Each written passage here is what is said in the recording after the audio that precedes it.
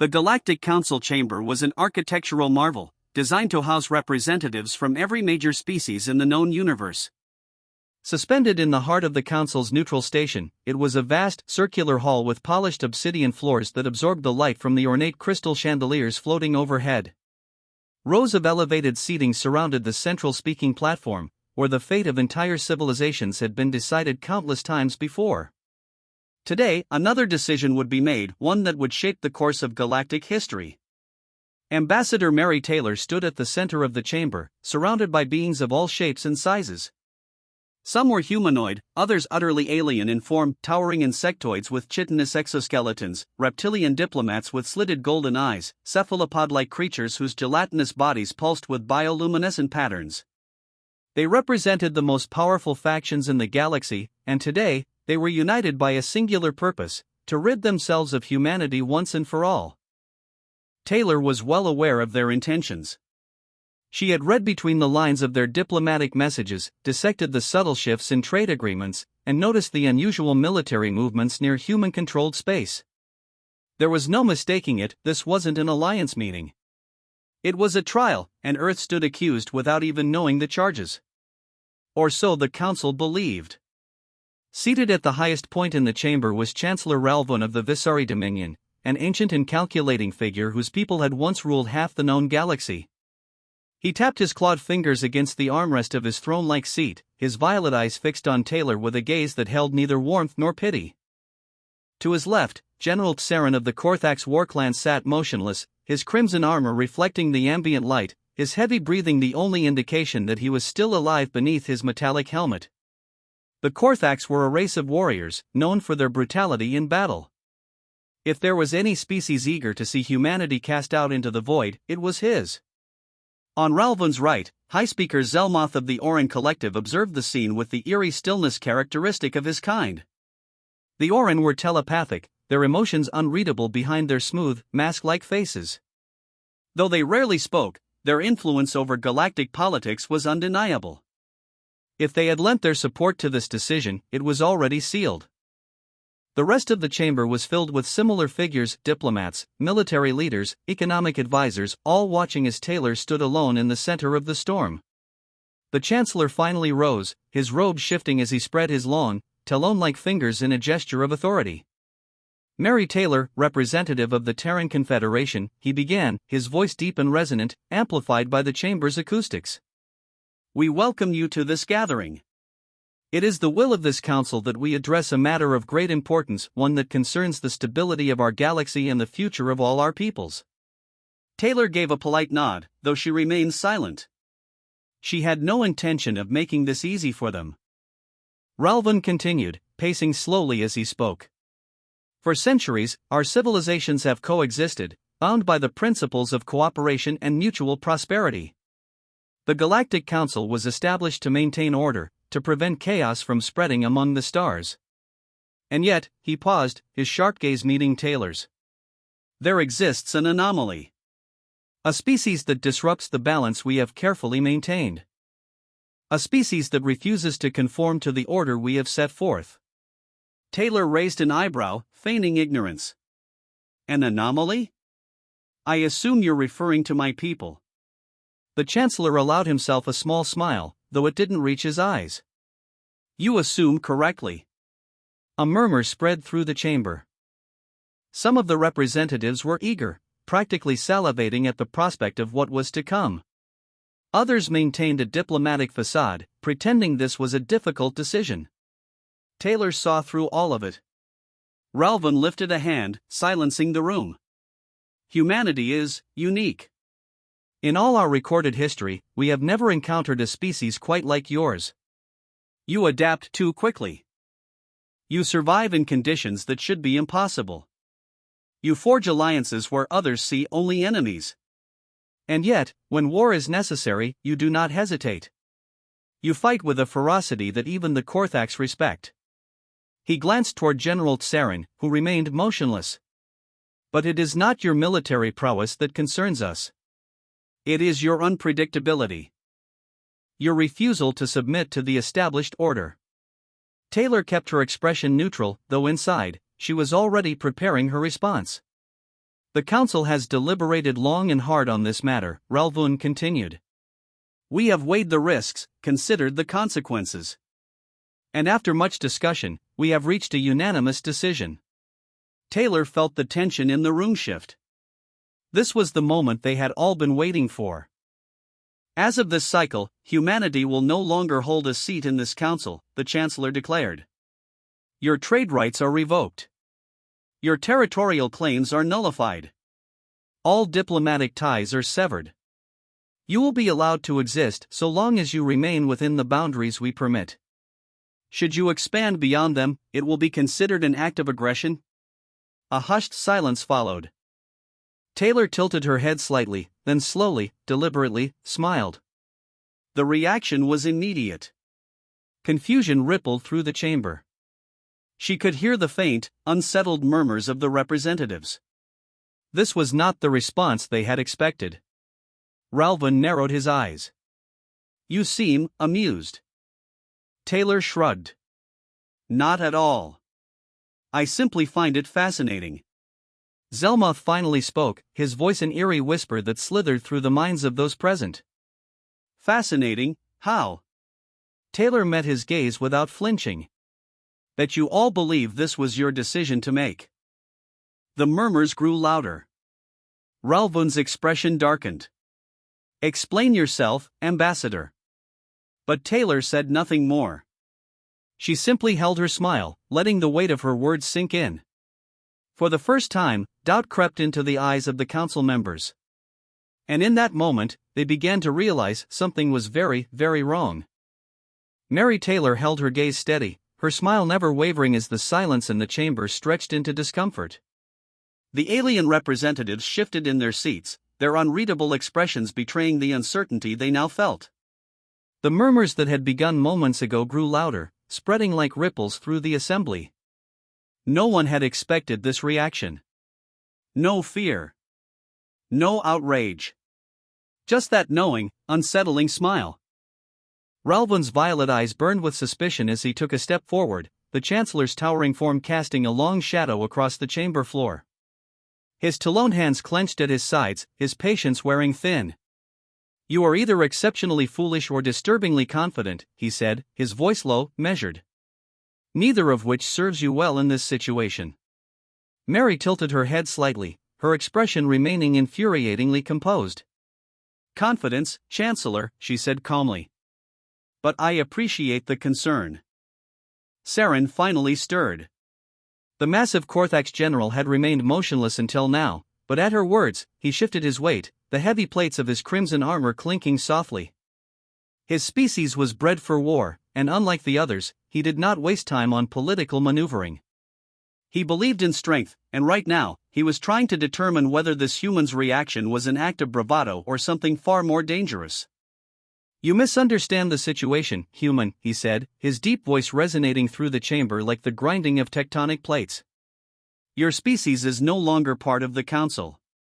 That means no allies. No protection. Your trade routes will collapse.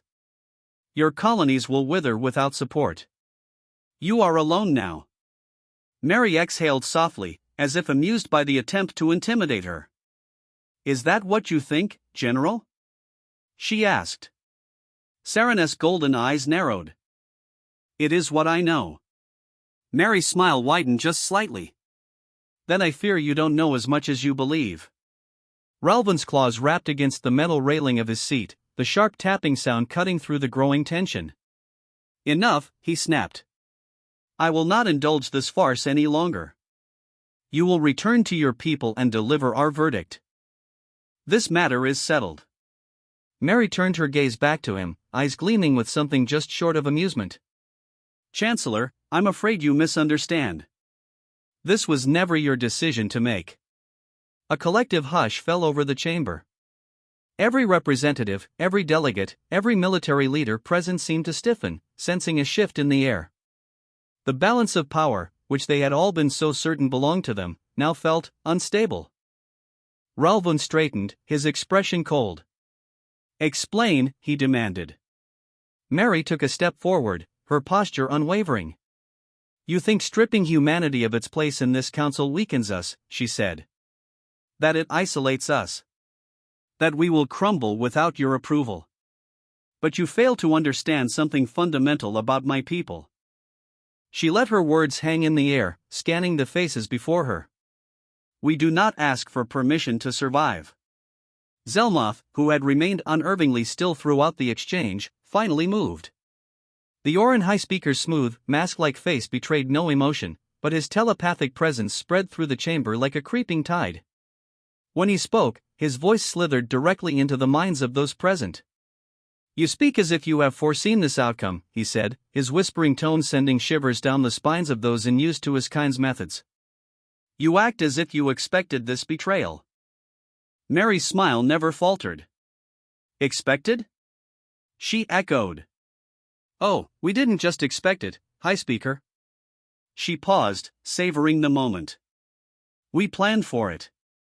The murmurs exploded into chaos. Voices overlapped, languages clashed, and the once dignified chamber dissolved into a storm of disbelief and confusion. The representatives who had moments ago sat in smug certainty now turned to one another in alarm.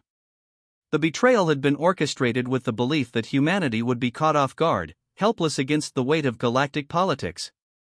But if the humans had foreseen it, if they had prepared, then what did that mean for the Council? Ralvan's expression darkened, his sharp claws gripping the railing so tightly that the metal groaned in protest. You're bluffing, he hissed. Your kind is reckless, but you are not omniscient. You could not have predicted this. Mary raised an eyebrow. Couldn't we? At that moment, a small, barely perceptible chime echoed through the chamber. A communication alert, one that only those in the highest levels of authority could receive. Ralvan frowned, his gaze flickering toward his personal display embedded in his armrest. He tapped a command, and a translucent holographic screen materialized before him. His expression shifted from irritation to confusion. Then, to something dangerously close to alarm. Saren, who had been watching closely, activated his own console. His slitted pupils widened slightly as he read the incoming reports. Zelmoth did not need a screen. His telepathic network spanned across his entire species, and in that instant, every Oran mind that was connected to him sent him the same urgent message. Something was happening. Mary folded her arms, her voice calm but unmistakably edged with satisfaction. Let me guess, she said. Outposts are going dark. Ships are failing to report in. Supply chains are disrupted? Ralvan's gaze snapped back to her, his expression unreadable. What have you done? Mary's smile turned razor-sharp. We did what we do best, Chancellor. We adapted. The reports continued to flood in. The Visari Dominion's border defenses were experiencing unexplained malfunctions. The Korthax's supply routes had been severed at multiple points, their transports disappearing without a trace. The Oran's information networks, once thought to be impenetrable, had been infiltrated. The pieces fell into place all at once. Humanity had not been caught off guard. Humanity had been waiting. And now, the predators who thought they had cornered their prey were beginning to realize that the prey had set the trap all along. Ralvan's claws flexed against the polished metal of his armrest, his breath steady but slow, controlled. The reports scrolling before him detailed an unfolding disaster, one that should have been impossible. Key outposts along the Visari Dominion's border had gone silent, not just failing to report but ceasing all activity entirely. No distress beacons, no emergency transmissions, nothing. His people were not so careless as to allow a mere coincidence to take down multiple high-security installations at once. Saren remained silent, but his golden eyes betrayed a flicker of something Ralvan had never seen in him before: hesitation. The Korthax general had dismissed the possibility that humans could mount a preemptive strike, but now, as he read through the same reports, he understood that this was no mere accident. The Korthax supply routes were severed with surgical precision. Not ambushed. Not raided. Gone. Entire convoys vanished between checkpoints, their last recorded location showing no sign of distress. Zelmoth's bioluminescent markings pulsed erratically, a sign that his species was overwhelmed by incoming telepathic data. The Orin operated on a vast psychic network, their minds linked across vast distances, but now something was wrong. His network flickered, connections slipping in and out of reach. It was an attack of a nature his kind had never encountered before. Mary Taylor stood motionless in the chamber's center, watching the growing realization settle over the once confident leaders. Her expression was one of quiet patience, as though she had all the time in the world. Ralvin finally spoke, his voice stripped of its earlier certainty. "You will explain. Now." Mary tilted her head, feigning consideration. "Explain what, Chancellor?" His claws dug into the metal. "Do not play games with me, human. Your species has no fleet large enough to mount an assault on 3 galactic powers simultaneously." Saren exhaled sharply. "She's right about one thing," he muttered. "The humans expected this. That means they planned for it. But how?" His voice remained level, but the weight behind his words was unmistakable. "The Korthax did not fear easily." Mary finally moved, clasping her hands behind her back as she took a slow step forward. "It's simple, really," she said. "You assumed that because our fleets are smaller, we are weaker. That because we lack the numbers, we lack power. That because we have not expanded recklessly, we are afraid." She let the words sink in before continuing. "You believed humanity's patience meant we would submit when the time came. That when you revoked our rights, we would beg for scraps." Her eyes locked onto Ralvin's, unflinching. "But what you failed to consider is that humanity's greatest strength has never been in its numbers or its warships." She paused, then smiled. "It's in our ability to learn." Zelmotha's fingers twitched slightly, a sign of deep concentration. When he finally spoke, his whispering voice slithered through the chamber. "You have turned our own systems against us." Mary's smile widened. "More accurately, we made sure that when the time came, those systems would listen to us first." Ralvin's mind raced. The reports were coming too quickly for him to process fully, but one fact became painfully clear: this was not a conventional attack. There were no battles, no fleets descending from the void, no open declarations of war. The humans had not fought their way into their enemies' territories. They had simply flipped a switch. Saren clenched a fist, his armored fingers pressing against his palm with enough force to make the joints crack. "How?" he demanded. "How could you infiltrate 3 of the most secure networks in the galaxy?" Mary exhaled as though she had been waiting for the question. "Patience, General. You of all people should understand the value of waiting for the right moment to strike." Saren's expression darkened. She continued, her voice calm, measured. "The truth is, we didn't need to infiltrate anything. You let us in.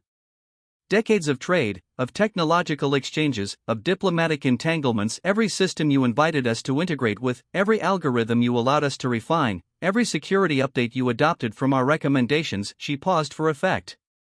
"You built this for us. We merely took control when the time was right." Ralvin's pulse thundered in his ears. It was impossible.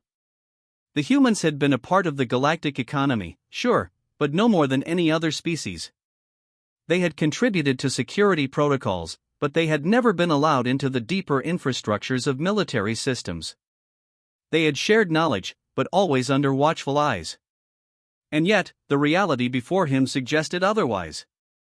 Mary studied his reaction carefully. "Your outposts aren't destroyed, Chancellor. Your fleets aren't lost. They're just silent." She gestured vaguely. "A simple command. A reprogramming. All it took was time. You assumed we were expanding too slowly to be a threat. You assumed our lack of aggression meant we were passive. You assumed wrong." Saren's breathing grew heavier. The Korthax were warriors, not strategists in the way humans were. The concept of a battle being won without a single shot fired was unnatural to him. He had expected betrayal, expected bloodshed, but this was something else. Ralvin straightened, his mind snapping back to control. "Even if what you say is true, you cannot possibly believe this will end in your favor." His voice regained some of its former steel. You have disrupted vital networks, crippled defenses, yes, but you have not destroyed us. The moment your control falters, we will retaliate. Mary's expression turned almost pitying. Chancellor, do you truly believe we would have made our move if we weren't certain? Ralvan's jaw clenched. She gestured toward the council chamber's massive windows, the glass stretching high above to offer a panoramic view of the station's surroundings. Beyond, the vastness of space glittered with the light of distant stars. But something else was there now. A fleet. Not human ships. Not entirely. The vessels surrounding the station bore a mix of designs, some unmistakably Terran in origin, others belonging to species that, just hours ago, had been loyal to the Council. Ralvan's breath caught. Defections. The humans had not only taken control of infrastructure, they had swayed factions within the very empires that sought to destroy them. Sereness' fists tightened. You've been planning this for a long time. Mary nodded. Long enough? Zelmotha's markings dimmed, a sign of deep contemplation. And now? He asked softly. What will you do? Mary's smile returned, serene and certain. That depends on you. For the first time since the meeting had begun, it was not the humans who had something to fear. It was the Galactic Council. Ralvan's claws remained rigid against the armrest of his throne-like seat, the polished metal dented beneath his grip. His mind worked furiously, piecing together what had gone so catastrophically wrong. The reports flooding his console confirmed what Mary had just revealed: key installations were not simply disabled, they were under complete lockdown, responding to no external commands. Communications within his own dominion had fragmented. His fleets, his pride, his empire stood paralyzed. And now, the station that housed the most powerful beings in the galaxy was surrounded by a fleet that should not have existed. Sereness' breathing grew heavier, his body tense as his golden eyes swept over the projections of the ships looming beyond the station. He recognized the design of Korthak's warships among them, their blood-red hulls gleaming under distant starlight. His own people, his own warriors, standing with the humans. The betrayal burned in his chest like molten iron. You turned my kind against me, he growled, his voice low, dangerous. How? Mary glanced at him, her expression unreadable. You assume we forced them, she said, her voice calm. We did not.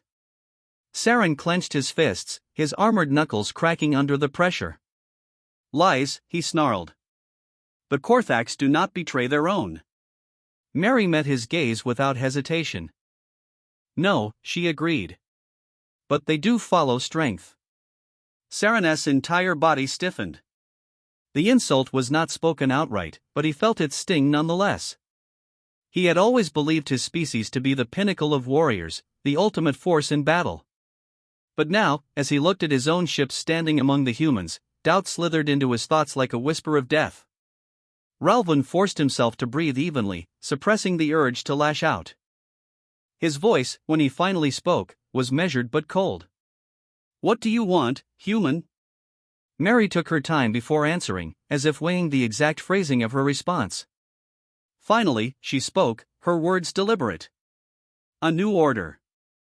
The chamber fell into silence, the weight of her statement pressing against every being present.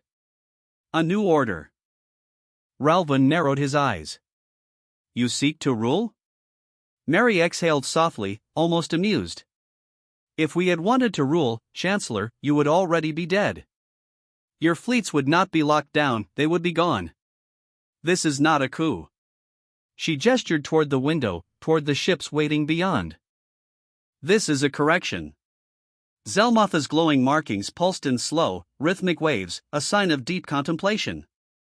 His species did not experience emotions the way others did, but even he could recognize that the balance of power had shifted in a way no one had foreseen. You claim to correct, he murmured, his voice threading through the minds of those present. Yet you have broken the foundation upon which the council stands. Mary tilted her head slightly. Was it truly stable to begin with? Ralvan's patience frayed at the edges. Enough riddles, he snapped. You speak as if you have already won. Mary's smile returned, small but unshaken. Have we not? Saren's breathing slowed. He had spent his entire life fighting wars, carving out victories with blood and steel. But this was something else. The humans had not conquered through brute force. They had dismantled their enemies before a single shot was fired. The efficiency of it was unsettling. Ralvun's mind raced through possibilities. Retaliation was out of the question, his forces were crippled. Bluffing would be suicidal, Mary already knew the true state of their fleets. His only option was to regain control of the narrative. You claim to offer a correction, he said, choosing his words carefully. Then what do you propose? Mary took a slow step forward. An end to the illusion of control, she said.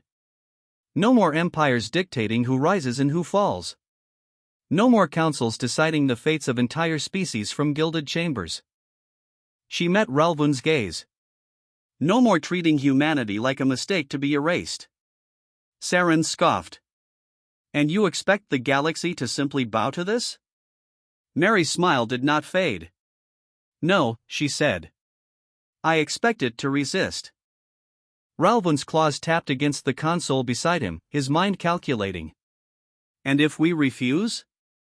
Mary's voice remained level, unshaken. Then your people will face what you planned for mine. Isolation. Loss of power. The collapse of everything you have built. Ralvun felt something cold settle in his chest. Humanity had not only outmaneuvered the Council, they had studied its methods, its weaknesses. And now, they were turning them against it. Zelmotha's markings pulsed again, his mind reaching across the fading psychic web of his people. You seek change, he said softly. But change without war is an impossibility. Mary's gaze did not waver. Perhaps, she admitted. But the choice is yours. War is the old way. Adaptation is the future. Ralvun's claws tightened one last time. He could fight, could throw every last resource into clawing back what was slipping from his grasp. But deep in his mind, he knew. The humans had already won. And they had never needed to fire a single shot. Ralvun's claws tapped against the console in a slow, deliberate rhythm. His mind churned through the possibilities, each one leading to the same conclusion: there was no path forward that did not end with humanity in control. His empire, his fleets, his authority reduced to ghosts of their former strength, their power now held hostage by a species he had underestimated for far too long. Saren stood rigid beside him, his golden eyes locked onto Mary Taylor with a mixture of fury and reluctant respect. He was a warrior first, a leader second. He understood power when he saw it, and he knew when a battle was lost before it began. The Korthax did not fear death, but they feared irrelevance. The thought of his people, once proud conquerors, reduced to mere remnants of a forgotten age, burned through him like fire. Zelmoth remained still, his smooth, mask-like face betraying nothing. His bioluminescent markings pulsed slowly, indicating that his mind was deep within the psychic network of his kind, absorbing what remained of the Oran's failing grip on their vast information empire. Mary had dismantled them without a single warship, without a single direct order to attack. She had pulled at the threads of the galactic order until the entire tapestry unraveled at her feet. Mary exhaled softly and took another step forward, her voice as calm as ever. The question is not whether you accept this change, she said, her gaze sweeping across the chamber. The question is how you will move forward now that it has already begun. Ralvun straightened in his seat. His pride, his very essence, rebelled against the idea of surrendering to this outcome. But it was not truly surrender, was it? It was survival. And if the Visari Dominion had thrived for so long, it was because it had known when to retreat, when to adapt, when to let the old ways die so that the future could take root. His voice, when he finally spoke, was quieter than before, but it carried the weight of finality. What do you require of us? A murmur spread through the chamber. Saren's breath hitched, his fingers tightening at his sides. Zelmotha's markings pulsed a single time before dimming. Mary did not smile this time. There was no need. The victory had already been secured. We require nothing, she said simply. We offer something instead. Ralvin narrowed his eyes. Explain. Mary exhaled, clasping her hands behind her back. Humanity does not seek control. We do not wish to rule, nor do we desire to dismantle what you have built. What we seek is balance. She turned slightly, gesturing toward the vast windows that overlooked the station, where the assembled fleet still hung in place, silent and waiting. You once believed that order could only be maintained by those who sat in this chamber. That power was something given, not earned. That is why you feared us. You saw a species that would not bow, one that could not be tamed by treaties or contained by politics. And so, you sought to remove us before we could disrupt your carefully maintained illusion of peace. Her gaze returned to Ralvin. But the truth is, peace has never existed here. It was always just control by another name. Ralvin's claws dug into the metal of his armrest again, but this time, there was no anger left in his expression, only exhaustion. Mary continued, her voice unwavering. We will not destroy this council. But it will change. It will no longer be a tool for those in power to dictate the fates of those without it. No species will hold dominion over another. No empire will decide the limits of another's ambition. This station will remain, but it will no longer be the seat of those who believe themselves gods among mortals. She let the silence settle before she spoke the final words. From this moment forward, the Galactic Council no longer rules. It serves. A slow, measured silence filled the chamber. Saren inhaled sharply. He had expected brutality, retribution, the kind of vengeance warriors understood. But this? This was not war. This was something far worse. The Korthax had always known how to fight an enemy with swords, with fleets, with blood. But how did one fight an idea? Zelmotha's glowing eyes remained locked onto Mary. His kind understood the weight of words more than most. He could already see it, how the ripples of this moment would spread through the minds of his people, through the whispers of the galactic network, until the very foundation of the universe shifted beneath them. Ralvin finally released his grip on the console. His body, his very soul, resisted what he was about to do. But in the end, survival was the ultimate strategy. And survival demanded adaptation. His voice was quiet, but the words carried through the chamber like the echo of a dying empire. So be it. A slow exhale escaped Mary's lips. Not relief, she had never doubted this outcome. But there was weight in this moment nonetheless. The galaxy had turned on humanity, seeking to cast them into darkness. But instead, humanity had become the fire that would reshape it all. She turned, nodding once toward the massive windows overlooking the fleet beyond. In an instant, the silent war ended. The human-aligned ships pulled away from their blockade, their engines humming to life as they returned to their positions, not as conquerors, but as enforcers of a new order. Saren let out a sharp breath. And if we resist? He asked, though his tone lacked the fire it once held. Mary met his gaze one final time. Then you will fade. No further words were needed. The Galactic Council had fallen not in war, not in bloodshed, but in irrelevance. The empires that had once dictated the course of history would now have to find their place in a universe that no longer belonged to them alone. And as Mary Taylor walked from the chamber, leaving behind the ghosts of a bygone age, she knew one thing with absolute certainty. Humanity had not just survived. It had won.